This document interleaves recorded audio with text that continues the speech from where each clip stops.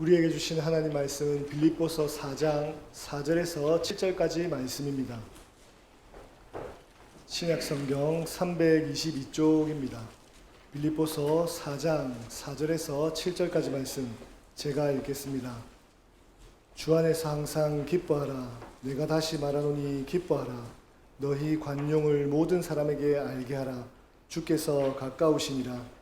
아무것도 염려하지 말고 다만 모든 일에 기도와 간구로 너희 구할 것을 감사함으로 하나님께 아뢰라. 그리하면 모든 지각에 뛰어난 하나님의 평강이 그리스도 예수 안에서 너희 마음과 생각을 지키시리라. 아멘. 담임 목사님 나오셔서 말씀 선포하시겠습니다. 오늘은 교회 설립 72주년 기념주일입니다.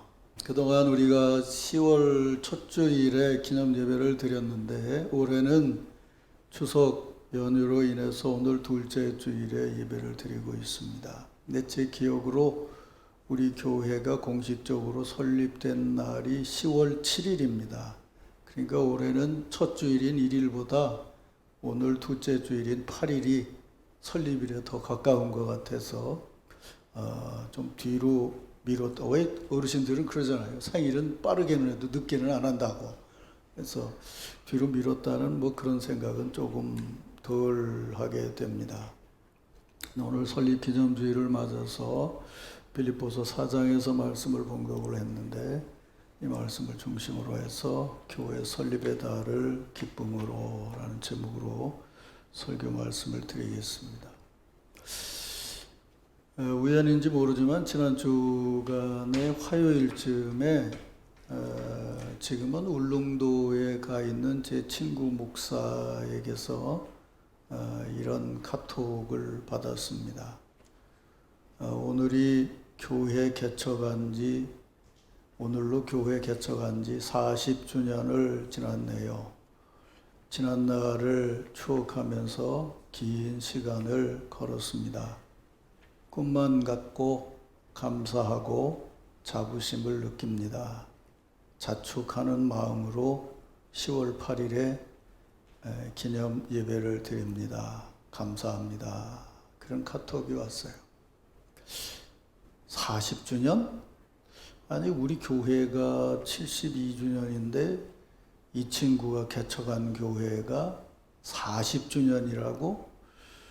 벌써 그렇게 됐나? 그리고 생각을 해보니까 정말 40년이 지났더군요. 그 친구 카톡을 읽으면서 옛 생각이 났습니다. 1975년에 제가 신학대학에 입학을 해서 몇 주간이 지나지 않아서 수업 시간에 그해 입학한 동기들이 모여서 신학대학에 입학하게 된 동기를 간증처럼 이야기하는 시간이 있었는데 이 친구가 나와서 하는 간증이 아주 기가 막혔습니다. 자기 집은 인천인데 자기하고 친한 친구가 예비고사를 충남으로 내서 충남대학에 시험을 치른다고 그래서 혼자 가기 심심하다고 그래서 같이 오자고 그래서 대전으로 내려왔다가 숙소를 정한 곳을 지나다 보니까 침례교 신학대학이라는 표지판이 보여서 구경 삼아 왔다가 입학하게 됐다고. 자기는 감리교회 신자인데 침례교가 뭔지도 모르고 입학을 했고 아직도 나는 잘 모르겠다고 그런 기가 막힌 간증을 하더라고요. 나도 재수 3수에서 신학대학을 들어올 때 반은 끌려서 오다시피 했는데 이건 나보다 더한 놈이 있구나. 간증 시간에 그런 생각을 했는데 그래 노는 놈들끼리 논다고 이제 그 친구하고 아주 친해져서 1년 학교를 같이 다니고 저는 군대로 끌려가고 그 친구는 4년을 졸업하고 대학원을 졸업하고 군이 면제되어서 친구들 중에 제일 먼저 개척을 했어요. 그 상암 월드컵 경기장이 있는 그 지역에 그 시절에는 아주 변두리였죠.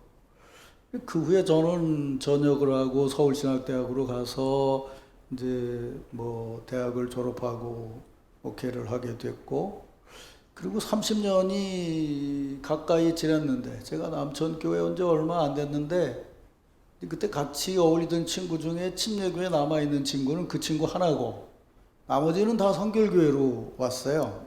그래서 어떻게 해가지고 하여튼 연락이 돼서 대구에서 만나자고, 그래서 네 친구가 이제 같이 만나서 하룻밤을 지나게 됐는데, 세상에 30년 만에 그 친구를 만나서 첫 얼굴을 보면서 우리가 모두 한 말이, 야, 정말 변했구나. 아니, 이런 날라리 같던 놈이 이렇게 목사같이 변할 수가 있나. 아니, 제일 하여튼 은혜롭게 얼굴이 변했더라고요.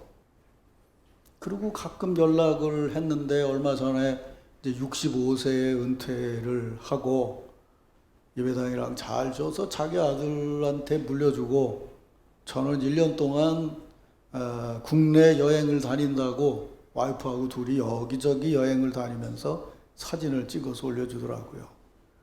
그리고 나서 우리 김재문 권사님이 잘 아실 텐데, 울릉도가 침례교가 굉장히 많아요. 근데 거기 목회자가 없는 빈 교회가 있다고, 그래서 은퇴한 다음에 거기 지금 목회를 하러 들어가서 울릉도 교회를 돌보고 있다가, 요번에 제가 개척한 교회가 40주년이 됐다고 그렇게 기쁨으로 카톡을 보냈더라고요. 그래서 답으로 저는, 야, 우리 교회는 다음 주일이 72주년 기념주일인데, 그렇게 답을 했는데, 그 글을, 답글을 쓰면서 이내 내게 드는 생각이 뭐였냐면, 아하, 이거 내가 참 잘못 생각하고 있었구나, 그런 생각이 들었어요. 여러분은 어떠신지 모르지만 솔직하게 말씀을 드리면, 매년 교회 설립 기념주일을 맞고 기념의 달을 지날 때 제게 드는 일반적인 생각은, 제가 태어나기 1, 2년 전에 끝난 6.25이기 때문에 6.25 한국전쟁 시절이라는 오래전에, 아주 오래전에 우리 교회가 설립이 되었고, 우리는 지금 70년이 지나서 그냥 교회 설립된 것을 기념하고 있다라고 생각을 하고 지냈는데, 그게 큰 잘못된 생각이라는 것을 깨닫게 됐어요.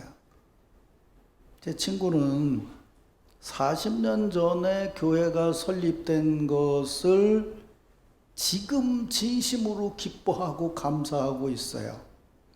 그 자신이 그 교회를 세우면서 여전히 그 교회라는 생각으로 지금까지 지내온 시절을 생각하면서, 지금 돌아보니 마치 꿈을 꾸는 것 같지만 한 걸음 한 걸음이 하나님 은혜로 걸어와서 지금에 이르게 됐다는 것을 생생하게 느끼면서 그 교회와 함께 지금 기뻐하고 감사하고 있어요.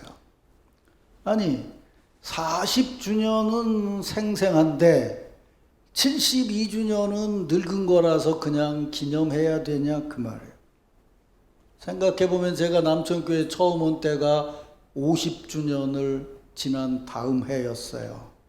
그러면 40주년하고 50주년하고 그렇게 차이가 있는 건가? 우리가 65주년에 만들었던 기념 문집인 아름다운 날들 표지에 보면 초기 교회의 여름 성경학교 사진이 있고, 나는 할 일이 없어서 거기 있는 어린아이 중에 돋보기를 대고 김영숙 학생을 찾고 있었어요. 그때 초기 시절에 신앙생활을 어려서 시작한 분이 아직도 생생하게 여기서 신앙생활을 하고 있고, 나도 20년 이상을 여기서 신앙생활을 했고, 저보다 먼저 오신 분은 30년, 40년, 아니 그 위에 오신 분은 10년이든 5년이든 지금 생생하게 남천교회 성도로서 교회됨을 우리가 이어가고 있는데, 우리가 우리 교회됨을 생각하며 그거는 6.25 때 세운 교회라, 우리는 이제 기념이나 하고 넘어가면 되는구나 라는 생각이 신앙인으로서 바른 마음가짐이 아니라는 것을 다시 생각하게 됐어요. 제 친구가 40주년을 맞이하면서 생생하게 기뻐하고 감사하는 것처럼 저도 그렇고 여러분도 그렇고 지금 생생하게 72주년이라는 역사를 가진 이 교회의 역사의 흐름 안에 생생하게 함께하고 있음이 우리에게 기쁨이 되고 감사가 되는 그런 의미의 기념주의를 맞이해야 한다는 생각이 들었습니다. 오늘 본문 4절에서 사도 바울은 이렇게 말합니다. 주 안에서 항상 기뻐하라. 내가 다시 말하노니 기뻐하라. 주 안에서 기뻐하라는 말을 빌립보 교인들에게 했을 때 이 주 안에서는 어떤 의미예요? 교회에서 기뻐하라는 거죠. 항상 기뻐하라는 거예요. 하나님이 주신 기쁨이 그때 내가 여러분들을 처음 만나서 신앙을 전하고 교회를 시작할 때나 지금 내가 떨어져 있어서 감옥에서 이 편지를 쓰면서 이 편지를 함께 읽을 때나 여전히 여러분은 주 안에서 한 교회를 이루고 있으니 그때나 지금이나 항상 한 교회됨을 기뻐하고 감사하라고 권면하고 있어요. 항상 기뻐해라. 전에도 내가 말했지 않냐? 내가 다시 말한다. 항상 기뻐해라. 사랑하는 성도 여러분, 오늘 설립 72주년을 맞는 우리 남천교회는 옛날에 세워졌고 그래서 오늘 우리가 그냥 기념해야 하는 그런 옛날 교회가 결코 아니에요. 72주년이라는 시간이 지나는 동안에 교회 건물이 아니라 여전히 성도들이 태어나고 일하고 또 돌아가시고 태어나고 일하고 함께하고 하면서 지금까지 생생하게 주 안에 살아있어서 오늘에 이르게 된 지금도 여전히 생생하게 감사하고 기뻐해야 될 교회입니다. 지금 그렇게 기뻐하고 감사하는 우리가 남천교회입니다. 이런 기쁨과 감사가 오늘 교회 설립 기념주일 그리고 설립의 달을 지나는 동안에 우리 남천 가족 모두에게 충만하기를 주의 이름으로 축원합니다. 이제 이런 기쁨과 감사를 정말 기뻐하고 감사하는 마음으로 우리 주일 축복 인사를 나눕시다. 먼저 하나님께 우리 서로 이렇게 감사합시다. 오늘까지 품어주신 주님께 감사드립니다. 이렇게 고백하십니다.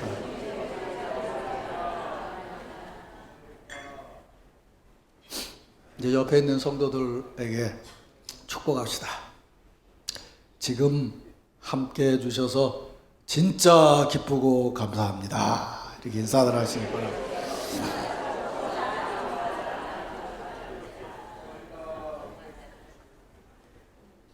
가끔은 내가 말하는 게 길어서 못 외우는 사람도 있더라. 나눠서 합시다. 지금까지 함께 해주셔서 진짜 기쁘고 감사합니다. 지금 그 표정으로 오늘 하루를 지나세요.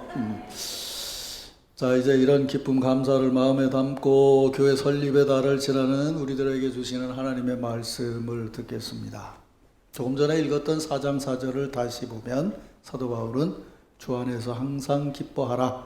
내가 다시 말하노니 기뻐하라 하고 말씀합니다. 이 말씀에 근거해서 신학을 연구하는 학자들은 사도 바울이 빌립보 교인들에게 보낸 이 편지의 주제와 강조점은 기쁨이라고 합니다. 근데 사도 바울이 전한 이 편지에 담겨져 있는 기쁨의 의미를 이 편지 안에서 이해하려면 그보다 앞선 4장 1절의 말씀을 봐야 합니다. 1절에 보면 이렇게 말하고 있죠. 참 그냥 기쁨, 사랑, 은혜가 그냥 뚝뚝뚝뚝 떨어지는 것 같은 그런 고백이죠. 그러므로 나의 사랑하고 사모하는 형제들, 나의 기쁨이요 면류관인 사랑하는 자들아, 이와 같이 주 안에서 서라.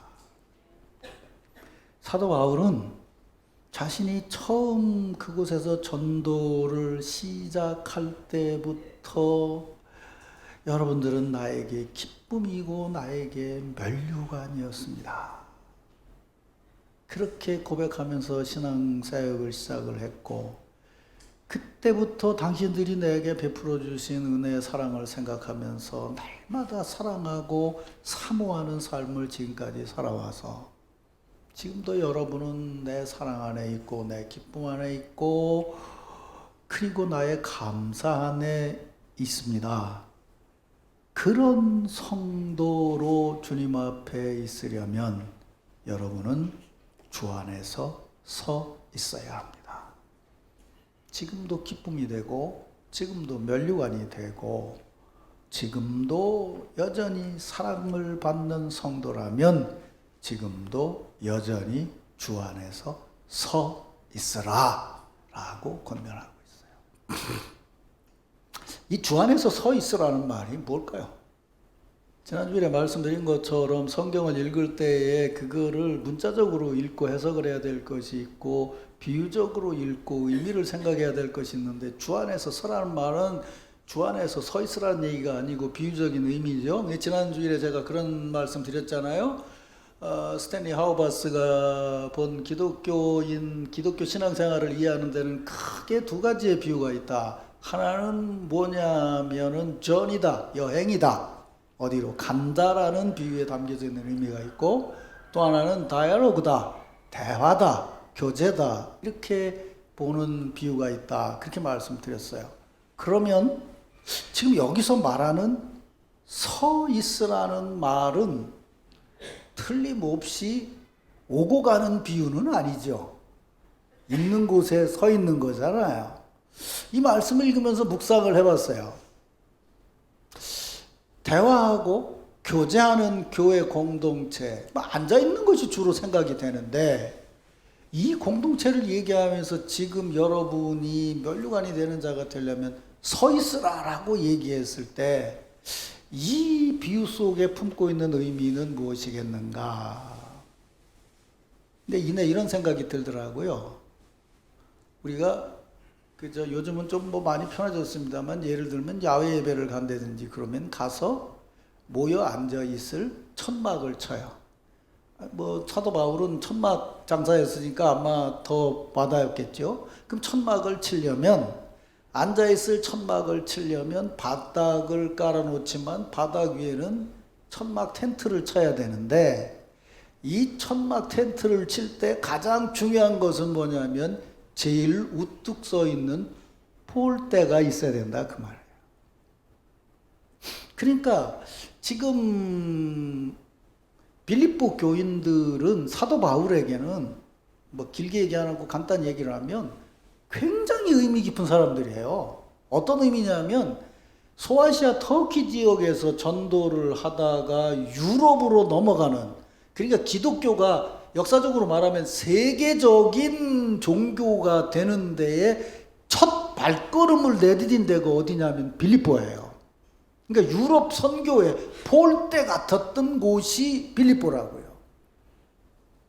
그러니까 지금 교회에서 교제를 하고 있는데 여러분들이 정말 그 교제를 바르게 하려고 한다면 여러분들이 스스로 누군가를 씌울 수 있도록 서 있어야 된다는 거예요.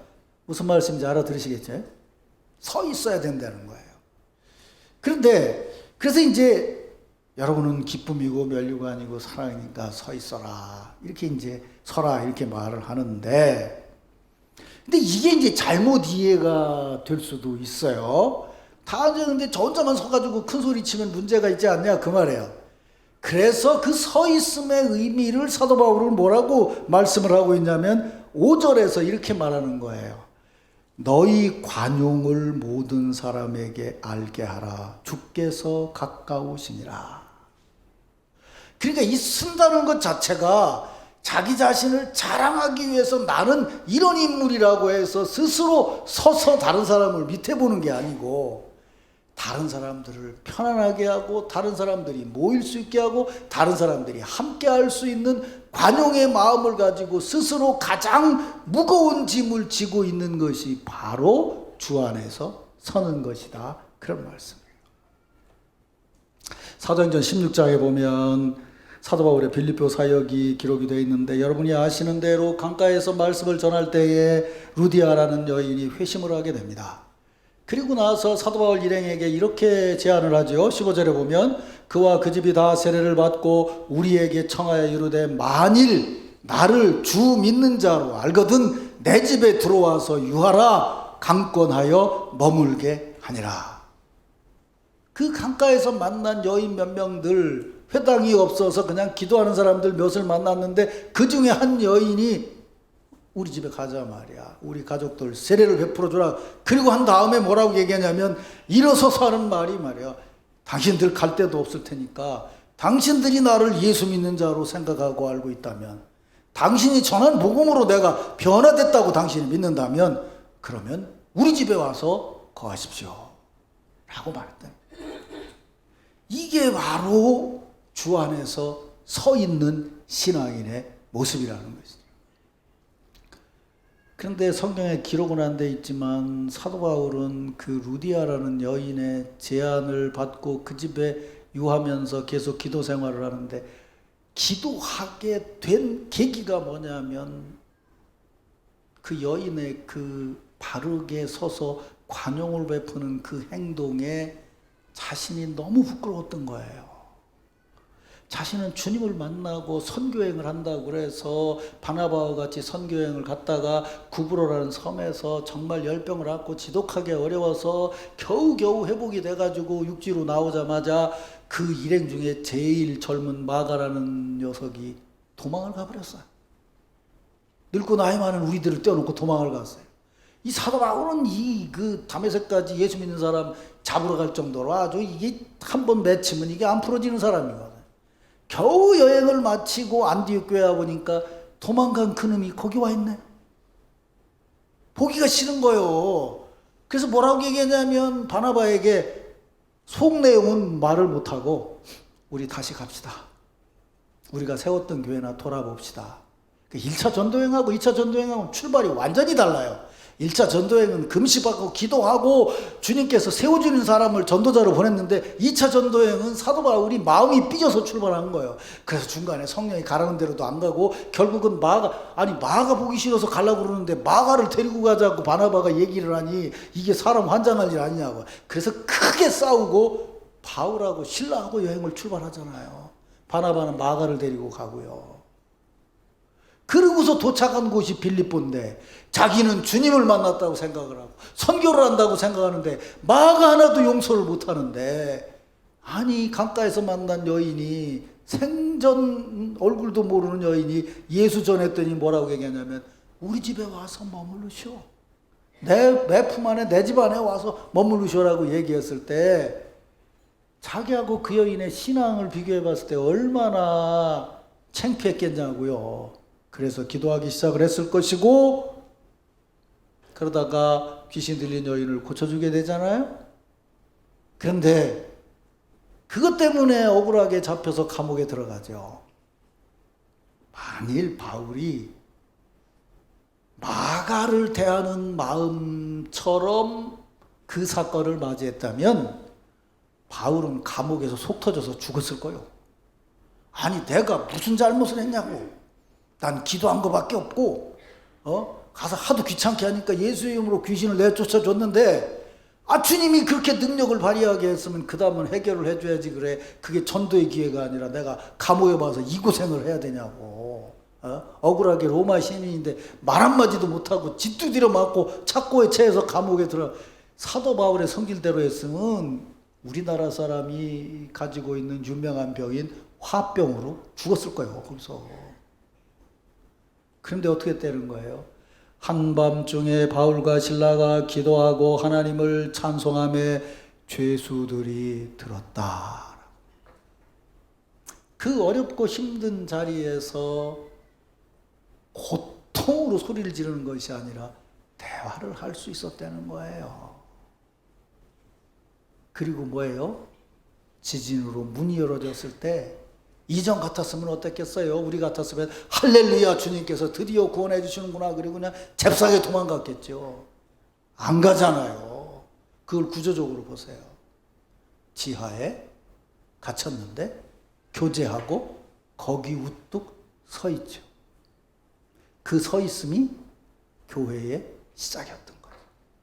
그 집에 가서 가족들에게 세례를 주고, 그리고 그 세례받은 인원이 빌립보 교회의 첫 신자가 되는 거예요.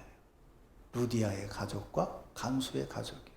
33절 이하에 보면 이렇게 기록이 되어 있어요. 그 밤 그 시각에 간수가 그들을 데리고 그 맞은 자리를 씻어주고 자기와 온 가족이 다 세례를 받은 후 그들을 데리고 자기 집에 올라가서 음식을 차려주고 그와 온 집안이 하나님을 믿음으로 크게 기뻐하니라. 루디아에서 집에서 일어난 거나 간수의 집에서 일어난 거나 똑같은 일이 일어났는데, 루디아의 집에서는 감정 표현이 안 돼 있어요. 근데 여기는 감정 표현이 돼 있어요. 크게 기뻐했다고요. 사도 바울 입장에서 보면 이때보다 더 기뻤을 때가 사실은 루디아의 집에서의 기뻐했을 때죠. 그래서 말하는 거예요. 항상 기뻐하라. 그 기뻐함은 뭐라는 거예요? 너희 관용을 모든 사람에게 알게 하라. 저는 사도 바울이 루디아에게서 큰 감동과 영향을 받았다고 믿습니다. 그 성격 급하고 고지고대로인 사람이 감옥에서 그것을 기도와 찬양으로 이겨나가고, 거기서 오히려 간수들에게 왜 이러느냐, 우리가 도망가지 않았는데 왜 죽으려고 하느냐, 그게 감옥 안에 다 퍼지게 됐겠죠. 너희 관용을 모든 사람에게 알게 하라. 주께서 가까우시니라. 우린 이 말을 그냥 따로 떼서 이렇게 얘기를 해요. 우리는 지금 삶을 살면서 뭐 천년 만년 살 것 같이 그냥 아구다툼을 하고 사는 게 아니라 주님 오실 날이 가까웠으니까 서로 베풀고 서로 용납하고 살아야 됩니다. 예스예요. 그런데 이 흐름대로 읽어서 여러분이 알아야 될 중요한 것이 있어요. 우리가 다른 사람들에게 관용을 베풀려면 주께서 가까이 계시다는 것을 믿어야 돼요. 이 대목을 잘 이해하셔야 돼요. 내가 주님을 가까이 하려고 한다는 얘기가 아니고 주님이 내게 가까이 와 계시다는 것을 믿어야 된다는 거예요. 여러분, 그 차이가 뭔지 아세요? 내가 주님을 가까이 한다 할 때, 주님을 가까이 한다는 건 비유적인 말이에요. 그럼 주님을 가까이 하는 것을 예수님이 뭐라고 그랬어요? 어렵고 힘든 자를 돌아보라는 얘기도 했고, 사도 바울은 교회 지체들을 돌보라는 얘기도 했어요. 지체들을 돌보는 것이 주님을 가까이 하는 거라고 그랬어요. 그러면 내가 주님을 가까이 한다고 할 때는 중심이 누구냐면 나예요. 내가 돌볼 사람을 내가 정하고 내가 가까이 할 사람을 내가 정해요. 그럼 그때는 관용이 아니라 반드시 편협함이 나오게 돼 있어요. 주님이 내게 가까이 오셨을 때는 그분이 내게 관용을 베풀어 주셨다는 믿음으로 주님의 은혜 안에서 누구를 대하기 때문에 내가 선택하는 것이 아니에요. 그분이 내게 가까이 오셔서 나로 가까이 할 사람을 정해 주시는 거죠. 그걸 성경은 뭐라고 얘기해요? 주 안에서 한 몸이 되었다고 말합니다. 믿습니까, 여러분? 우리가 신앙생활하면서 신앙의 열심을 얘기하면서 주님이 내게 가까이 오셔서 더 큰 은혜를 받은 자가 주님 앞에서 더 성숙한 신앙이라는 것을 깨닫지 못하고, 내가 주님을 가까이 하기 위해서 무슨 일도 하고 무슨 일도 하고 무슨 일도, 좋아요. 무슨 일도 하고 무슨 일도 하고 무슨 일도 하는데 내가 무슨 일을 하게 되면 그 일을 내가 정하게 돼 있다, 그 말이에요. 그것은 모든 사람에게 관용을 베푸는 것이 아니에요. 우리나라는 다르지만 여러분, 유럽이나 혹은 유럽, 특별히 유럽 지역이 그렇죠. 여행을 가보면 유럽 도시의 특징은 뭐냐면 어떤 건물도 교회보다 높은 건물이 없죠. 교회가 있고 십자가 탑이 이렇게 있고 맨 위에 십자가가 있어요. 저는 이 설교를 주면서 그걸 상상해 봤어요. 주 안에서 서라? 내가 섰어요. 내가 섰는데 남들이 탑인 나를 보는 게 아니고 내 위에 있는 십자가를 보는 거죠. 아니 십자가 탑을 보고 야, 탑 높다 그럴 사람 있어요? 야, 십자가가 높이 세워졌다라고 보는 거죠. 높이 세워진 이유는 무엇 때문이에요? 십자가를 높이기 위한 거죠. 내가 십자가를 선택한 것이 아니고 십자가가 나를 지도록 나를 세워주신 거죠. 이것만 바르게 이해해도요, 관용을 베풀 수 있어요. 그래요. 너희 관용을 모든 사람에게 알게 하라 했어요. 내가 알리려고 애를 쓰는 게 아니고 주님이 내게 가까이 계시기 때문에 내가 그런 사람이라는 걸 다른 사람들이 알 수 있도록 살아라. 그런 얘기죠. 그래서 오늘 본문 6절, 7절 말씀을 보면 이렇게 말하죠. 아무것도 염려하지 말고 다만 모든 일에 기도와 간구로. 여기까지 다 읽으면 이내 생각나는 게 뭔지 아세요? 마르다요. 주님 섬기기 위해서 걱정하니까 주님이 그랬잖아요. 네가 왜 여러 가지 가지고 걱정하냐? 그랬잖아요. 아무 일도 염려하지 말고 모든 일에 기도와 간구를 해라 그랬더니 막 기도를 내가 열심히 해야 된다 이렇게 하는데 그 얘기가 아니고 주께 맡기란 얘기예요. 있습니까 여러분? 그리고 너희 구할 것을 감사함으로 주님께 구하라. 내가 이렇게 설 수 있는 것은 주님의 은혜입니다. 내가 연약하지만 이렇게 설므로 나로 인해서 다른 사람들이 편안하게 대화할 수 있고 함께 할 수 있다면 이것이 주님의 은혜입니다. 그런 생각을 할 때 모든 지각에 뛰어나신 하나님, 이게 무슨 얘기인지 아세요? 네 머리로는 도저히 이해할 수 없는 하나님의 평강이 네 생각을 지킬 것이다. 아유, 기도 조금 하고 나서 하나님 뜻 다 아는 것처럼 얘기하는 사람이 있어요. 그 신학적으로 말하면 그게 이단이요. 지가 하나님으로 알면 지가 하나님보다 더 높지. 옛날 드래곤볼 영화, 만화 영화 보면 그 일본 애들이 원래 그 천황하고 2차 대전 때부터 뭐 기독교하고 이렇게 기독교 문화인 미국하고 싸우기 때문에 이 기독교 신앙적인 거를 어떻게든지 ቃ 누르려고 했어요. 그래서 걔 이름을 뭘로 줬냐면 메리 그랬어요. 그 메리가 누구요? 마리아 그랬어요. 마리아가 걔라는 거예요. 또 하나 있어요. 걔보고 그래. 어이 쫑 그래요. 그 쫑이 뭐예요? 존. 예수님의 제자 요한이라는 거예요. 여러분의 집에 예수님 제자도 있고 예수님 어머니도 있을 거예요. 쫑 메리 그런다. 근데 드래곤볼 보면은요, 거기 신이라고 쓴 신이 있어요. 근데 재미있는 거는요, 그 신을 만든 신이 또 있는데 그 만든 신은 어떻게 생겼냐면 머리가 개대가리요. 그 무슨 얘기예요? 기독교 신앙이 그렇게 밑에라고 얘기하는 그런 식의 사고라고요. 일본 사람들이 가지고 있는 신앙이요. 여러분 신앙생활 오래 하고 많이 한다면 내가 기도해서 뭘 받았다. 제발 이런 짓 하지 말아요. 받긴 뭘 받아요. 그것도 짓거나 받으면 몰라. 내가 기도해보니까 너는 이렇게 하라고 그러더라. 하나님이 급하시면 그 사람한테 그냥 얘기하지. 저한테 얘기하겠어? 나한테도 얘기 안 하던데. 근데 꼭 쓸데없는 짓을 해가지고 교회에 분란을 일으킨다고. 너는 이렇게 해야 될 것 같다고. 지나 잘하세요. 하나님 뜻 아래서 살면 되는 거예요. 하나님 가까이 함으로써 순종하면 되는 거라고요. 내가 힘들면 뭐예요? 내가 힘든 만큼 내 주변에 많은 사람들이 평안함을 누릴 수 있겠구나. 이것이 나의 지각을 넘어서는 거예요. 아니 세상에 감옥에서 억울하게 짓두드려 맞고 착고에 처해 있는데 거기서 누군가의 가정에 세례를 베풀고 그 가정이 교회의 시작이 될 것을 인간의 지각으로 어떻게 할 수 있었겠어요? 하나님의 역사하심이죠. 관용 위에 베푸시는 은혜죠. 72년 전에 아까 우리 장로님 기도하신 것처럼 고성부 성도라는 분이 미국에 들어와서 처음 자기네 사랑방에서 아이들을 모아놓고 몇 주간 기도회를 할 때 문 앞에 서가지고 오는 애들을 보고 너는 코 안 닦았으니까 집에 가. 너는 세수 안 했으니까 냄새 나니까 집에 가. 이렇게 해서 아이들 골라가지고 몇 명만 모아서 교회를 시작했을까요? 아니에요.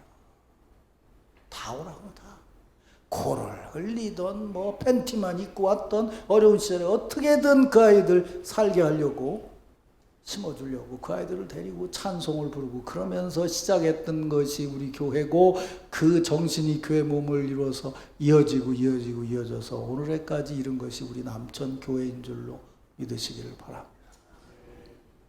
아무것도 염려하지 말고 모든 일에 기도와 간구로 너희 구할 것을 감사함으로 하나님께 아뢰라. 그리하면 모든 지각에 뛰어난 하나님의 평강이 그리스도 예수 안에서 너희의 마음과 생각을 지키시리라. 교회 설립기념주의를 맞이하는 여러분에게 주시는 놀라운 하나님의 축복이요 성령의 음성입니다. 이 말씀이 우리 교회 안에 늘 충만하기를 주의 이름으로 축원합니다.